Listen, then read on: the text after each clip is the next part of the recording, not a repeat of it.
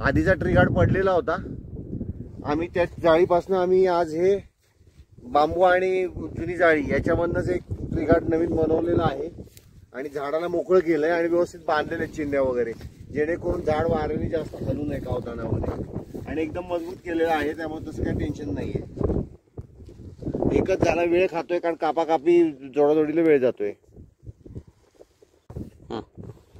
घरनं कॅन आणून 5 लिटरचं थोडंसं पाणी देतोय, कारण पाणी अजिबात मला काल मिळालेलं नाहीये.